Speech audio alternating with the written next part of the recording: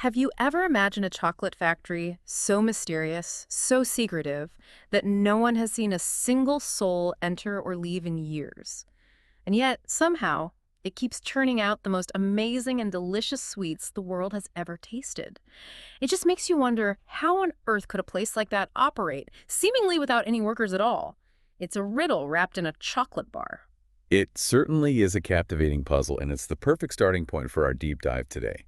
We're going to crack open Roald Dahl's Charlie and the Chocolate Factory to see what clues we can find. I mean, sure, we all remember it as a classic children's story, but there's a lot more to it than meets the eye. Underneath the surface of all those scrumdiddlyumptious treats, you've got themes of industrial espionage, strange labor practices, and inventions that really push the limits of what's possible. It's true. It's not your typical lighthearted children's fare. And the whole story revolves around this young boy, Charlie Bucket, who is absolutely crazy about chocolate. But here's the thing. He lives in a really tough situation with his parents, and all four of his grandparents crammed into a tiny two-room house. It's so cramped that the grandparents have to share the only bed, and everyone else sleeps on mattresses on the floor. Oh, it's heartbreaking, really. They barely have enough food to get by, mostly bread and potatoes, and maybe a watery cabbage soup when they're lucky. But Charlie's predicament is even worse. Living practically next door to this incredible chocolate factory. Imagine smelling those incredible chocolate aromas day in and day out, knowing that you can hardly ever afford to actually taste it. It's like living right next to a bakery but never getting a piece of cake. So in this deep dive, we want to get to the bottom of how Willy Wonka's factory operates in such secrecy. And of course, we can't ignore all those strange and wonderful events that take place within its walls. Where do we even begin to unravel this chocolate-coated enigma? Well, the first piece of the puzzle is the factory itself. I mean, think about it. This huge factory is right there in the middle of town, but no one ever seems to go in or out. This is where Grandpa Joe's stories come into play. You see, Charlie spends a lot of time with his four grandparents, who are all over 90 and mostly bedridden. One day, Charlie asks Grandpa Joe about the factory, and the old man suddenly lights up, like he's reliving his youth. Right. Grandpa Joe, who seems to regain his youthful energy whenever he talks to Charlie, describes Willy Wonka as a pure genius, a true innovator. He tells Charlie about all these amazing inventions, like over 200 different kinds of chocolate bars, each one more delicious and unique than the last. And then there's the chocolate ice cream that somehow stays cold for hours without needing any refrigeration. Exactly. And not only that, Grandpa Joe emphasizes just how massive the factory is, apparently 50 times bigger than any other chocolate factory in the world. But then he gets to the real head-scratcher. No one ever sees any workers coming or going. You'd think a place that big would have a constant stream of employees, right?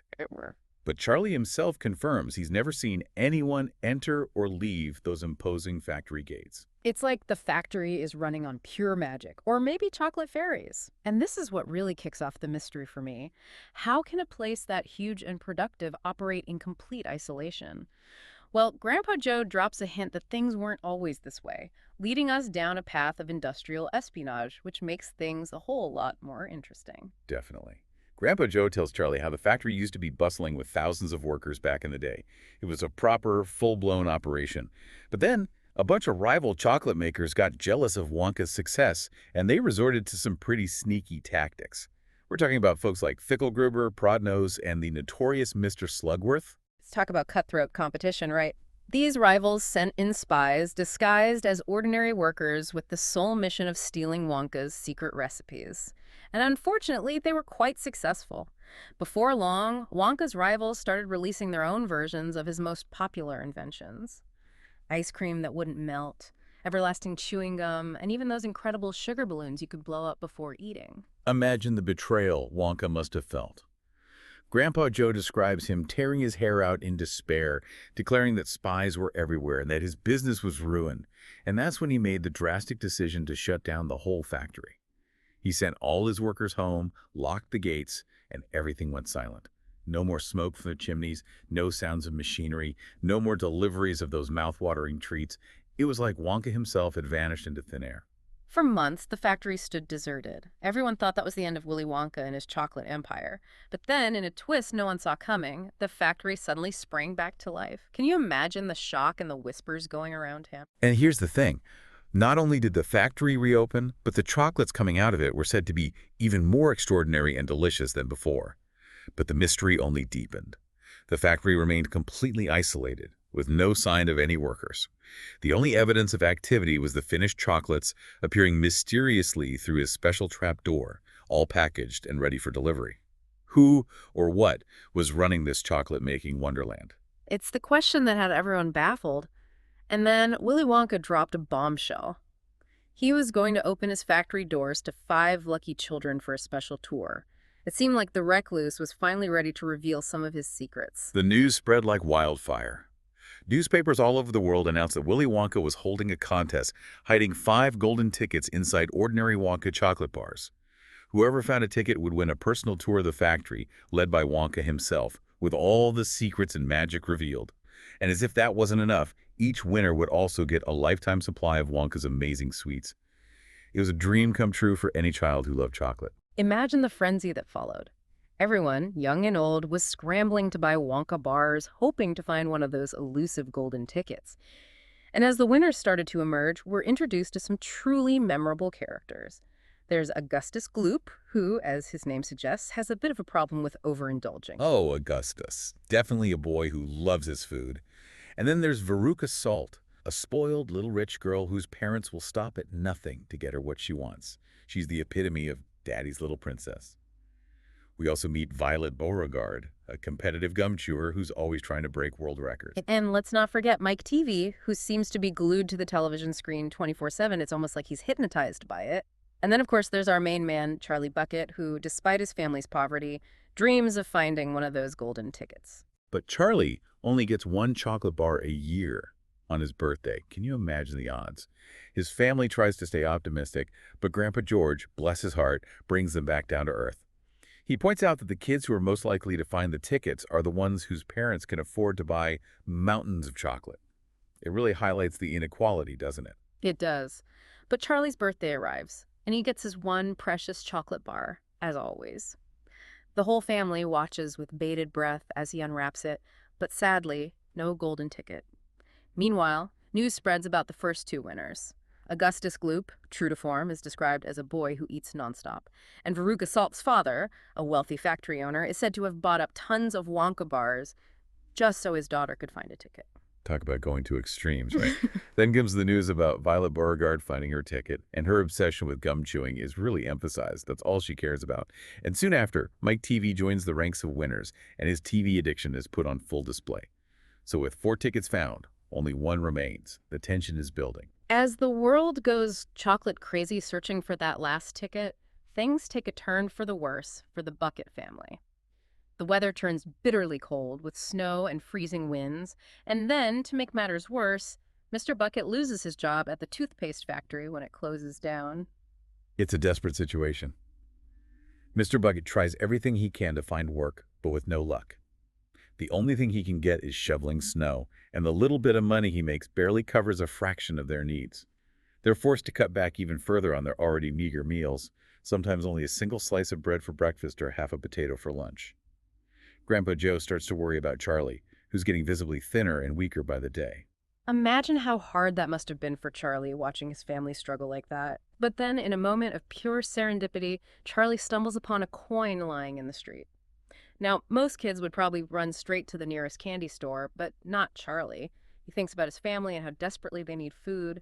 But then, almost against his better judgment, he decides to buy 1 more Wonka bar, a Whipple Scrumptious Fudge Mellow Delight. It's a true test of his character. And as he unwraps that bar, a flash of gold catches his eye. He's found the 5th golden ticket. The shopkeeper is ecstatic, and a small crowd that gathers erupts in cheers and congratulations. But Charlie is in shock, almost lightheaded with disbelief. It's a real rags-to-riches moment, like something out of a fairy tale. He races home through the snow, clutching that precious ticket, and as he runs past the towering chocolate factory, he shouts out, "I'll be seeing you soon!" It's a powerful moment of foreshadowing, knowing what's in store for him. The scene back at the Bucket House is pure joy and disbelief. Grandpa Joe is so excited he can barely contain himself, and even Mr. Bucket, who is initially skeptical, is overcome with emotion when he sees the golden ticket. They all gather around to examine the ticket, which is described as this beautiful object made of solid gold with Wonka's invitation written in elegant black lettering. And then they notice the date for the tour, the 1st day of February, which happens to be the very next day. Talk about a whirlwind of emotions. The excitement is palpable, and Grandpa Joe urges Charlie to start preparing for the most incredible adventure of his life. The next morning, a huge crowd gathers outside the factory gates, eager to catch a glimpse of the 5 lucky winners. The other 4 children arrive with their parents, and it's clear that their personalities haven't changed a bit. Violet is still chomping on her gum. Augustus looks even bigger than described. Veruca is draped in a luxurious fur coat, and Mike seems utterly bored by the whole thing. And then, Willy Wonka makes his grand entrance. He comes skipping out of the factory doing this funny little dance in the snow with a huge grin on his face and wearing a bright purple velvet coat. He greets everyone in this high-pitched, almost musical voice, welcoming his little friends. He even comments on Veruca's fancy coat and her interesting name. It's clear that he's a bit of an eccentric character. Charlie and Grandpa Joe, standing humbly apart from the boisterous group, look like they've stepped out of a different world. But as they finally enter the factory, the atmosphere changes completely. Suddenly they're enveloped in the most incredible smells imaginable. There's the aroma of roasting coffee beans, burnt sugar, and of course, melting chocolate. But it's not just chocolate. There are hints of fresh mints, violets, hazelnuts, apple blossom, caramel, and even lemon peel. It's like a symphony of sweet scents. And then they reach the heart of the factory. And it's a sight that would make any chocolate lover's jaw drop. A huge river of flowing, melted chocolate. There are these massive glass pipes sucking up the chocolate and transporting it to different parts of the factory. And a giant chocolate waterfall cascades down into the river, churning and mixing it all up. And get this, almost everything in this room is edible. There are trees and bushes made of candy and even meadows of what Wonka calls swudge, minty sugar grass that tastes absolutely divine. He encourages everyone to pluck a blade and try it. The kids and their parents are completely blown away by the sheer wonder and deliciousness of it all. It's a true chocolate paradise. But then comes the big reveal. The workers who keep this magical factory running. A group of small people suddenly appear, busily going about their tasks, and Wonka proudly introduces them as the Oompa Loompas. Now, Mrs. Salt, ever the skeptic, insists that there's no such place as Loompaland, where Wonka claims to have brought them from. But Wonka paints a vivid picture of this faraway land, a jungle filled with strange and dangerous creatures, with names like hornswogglers, snozwangers, and wangdoodles. He explains that the Oompa Loompas lived in tree houses and mostly ate caterpillars. Not the most appetizing diet, right? Yeah. And apparently they had this insatiable craving for cacao beans, which were incredibly rare in Loopaland. Wonka saw an opportunity and offered them a deal. A safe home in his factory, and all the cacao beans they could eat in exchange for their labor. It's certainly an unconventional arrangement, but it seems to be working out for both sides. But as the tour continues, things start to get a little hairy. Augustus Gloop, unable to resist the temptation, leans over to take a sip from the chocolate river and ends up falling right in. I can just imagine the look on his face. And then, to everyone's horror, he sucked up one of those giant glass pipes. Mrs. Gloop is beside herself with worry, but Wonka assures her that Augustus will be fine. Meanwhile, the Oompa Loompas appear and break into a song about Augustus's gluttony and his likely fate in the fudge room. Wonka tries to brush it off as nonsense, but it's pretty clear that this is just the beginning of the surprises in store for the guests. Next, Wonka unveils his rather unusual mode of transportation, a boat made entirely of boiled sweets, and it's powered by a team of Oompa Loompas rowing with all their might. As they sail down the chocolate river, Wonka notices how thin and pale Charlie and Grandpa Joe look, and he offers them mugs filled with the warm, delicious chocolate. They enter a dark tunnel, passing by mysterious storerooms filled with strange and wonderful things, and eventually arrive at a bright red door with a sign that reads, "Inventing Room, Private Keep Out." This is where Wonka's true genius is on display. The inventing room is a chaotic but fascinating space, filled with bubbling pots, hissing kettles, and all sorts of strange and wonderful contraptions. You can practically smell the creativity in the air. Wonka is clearly in his element here, showing off his latest inventions with childlike enthusiasm. And the inventions themselves are mind-boggling. There's the everlasting gobstopper, a candy that never gets smaller no matter how long you suck on it. Then there's hair toffee, which can make your hair grow incredibly long and thick in just half an hour. And of course, there's the pièce de résistance, the great gum machine. This gigantic machine is designed to create a stick of gum that tastes like a 3-course meal: tomato soup, roast beef, and blueberry pie. Wonka envisions it as the end of cooking as we know it. Violet Beauregard, the gum-chewing champion, is instantly captivated. Despite Wonka's warnings that the gum isn't quite ready, she grabs a stick and pops it in her mouth, sticking her current world record gum behind her ear. At first, she's thrilled, describing the delicious flavors of the soup and roast beef. But then, as she reaches the blueberry pie course, things go haywire. Her skin turns blue, and she starts inflating like a giant blueberry. Mrs. Beauregard is horrified, but Wonka, with his usual nonchalance, simply calls for the Oompa Loompas, who roll Violet away to the juicing room to be squeezed back to her normal size. And once again, they break into a song, this time about the perils of chewing gum excessively. The tour continues at a frantic pace, with Wonka practically dragging the remaining guests through a series of pink corridors. They rush past doors with intriguing names like eatable marshmallow pillows, lickable wallpaper for nurseries, fizzy lifting drinks, and square sweets that look round. They finally reach the nut room, where 100 squirrels are expertly shelling walnuts. Veruca Salt, being the spoiled brat she is, immediately demands that her father buy her one of these squirrels. Wonka warns her that they're not for sale, but Veruca, as always, ignores him. As soon as she steps into the room, the squirrels stop working and stare at her with those beady little eyes. Veruca tries to grab one, but the squirrels attack, swarming her and dragging her across the floor before tossing her down a rubbish chute. Mrs. Salt screams in terror, demanding to know where the chute leads.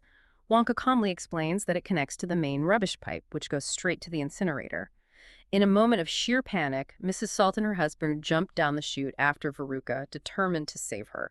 And once again, the Oompa Loompas appear, singing about Veruca's spoiled nature and her fiery fate in the incinerator. Now, with only Charlie and Mike TV remaining, Wonka takes them to his most impressive invention yet, the Great Glass Lift. This isn't your average elevator. This thing can move in any direction sideways, diagonally, even upside down. And it's made entirely of glass, giving them a panoramic view of the factory as they zoom through the air. They soar past incredible sights like the rock candy mine, coconut ice skating rinks, strawberry juice water pistols, and fields of toffee apple trees. Mike's mom starts to feel a bit queasy from all the twists and turns. They finally arrive at a stark white room dominated by a massive television camera. Wonka proudly presents his latest invention, television chocolate. He demonstrates by sending a chocolate bar through the television screen, and a smaller version of the bar magically appears on the other side, which Charlie catches. Mike TV, obsessed with television, immediately wants to know if people can be sent through the TV. Wonka warns him about the dangers, but Mike, ignoring the warnings, steps in front of the camera. In an instant, he shrinks down to the size of a doll. Mrs. TV is frantic, and the Oompa Loompas, as always, break into a song about the dangers of too much television. Mike is then whisked away to the taffy pulling machine to be stretched back to his normal size. With only Charlie and Grandpa Joe left, the Great Glass Lift takes off again, shooting straight up through the roof of the factory. They're now high above the town with a breathtaking view of the world below. It's a truly magical moment. And it's here that Wonka reveals his incredible plan. He's going to give the entire factory to Charlie. It's a dream come true, beyond anything Charlie could have imagined. Charlie is overwhelmed but worried about leaving his family, especially his mother. Wonka assures him that he has a plan. They descend towards the bucket cottage, but there's a problem. The grandparents refuse to leave their bed, and the bed is too big to fit through the door. But Wonka, being Wonka, has a simple solution. He crashes the Great Glass Lift right through the roof of the house. It's pure pandemonium, with dust and debris flying everywhere. The grandparents are terrified, but Wonka reassures everyone that they won't need their old house anymore. With the bed and the whole family loaded into the lift, they ascend once more, soaring up into the sky and towards their new life in the magical world of the chocolate factory. So there you have it, a journey through a world of pure imagination where greed, indulgence, and obsession led to some pretty sticky situations. And in the end, it's the kind-hearted and unassuming Charlie Bucket who inherits the keys to the kingdom. It makes you wonder, doesn't it? What amazing inventions will Charlie come up with as the new owner of the factory? Will he invent a chocolate bar that grants eternal happiness? Or maybe a chewing gum that makes you fly? The possibilities are endless. And who knows, maybe there are even more secrets hidden within those big corridors and those rooms with tantalizing names that we only got a glimpse of. That's the beauty of Roald Dahl's story. It leaves you with a sense of wonder and a desire to explore further.